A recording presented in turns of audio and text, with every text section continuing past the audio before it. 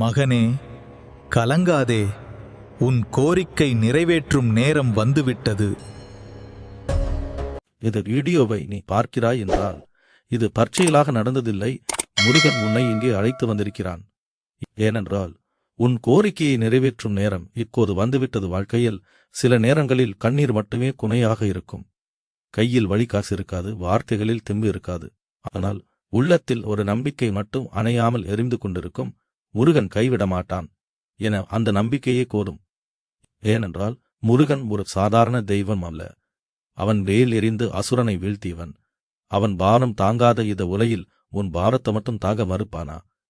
நீ பலமுறை கேட்டிருப்பாய், வேலைக்காக, உறவுக்காக, நலத்திற்காக, வெற்றிக்காக. சில நேரம் விரைவில் கிடைத்திருக்கும், சில நேரம் காத்திருக்க நேரிட்டிருக்கும். ஆனால் தெரியுமா, முருகன் தாமதிக்கும் போது அவன் உன்னை தயார்படுத்திக் கொண்டிருக்கிறான். ஒரு மரம் வலுவான காற்றில் நிற்க வேண்டுமென்றால் அதன் வேர்கள் ஆழமாக போயிருக்க வேண்டும்.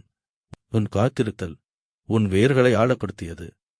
இப்போது காற்று வரட்டும், நீ விழமாட்டாய். நண்பரே, ஒரு விஷயம் கவனி. முருகன் உன் கோரிக்கையை நிறைவேற்றப் போகிறான் என்பதற்கு சில அடையாளங்கள் வரும்.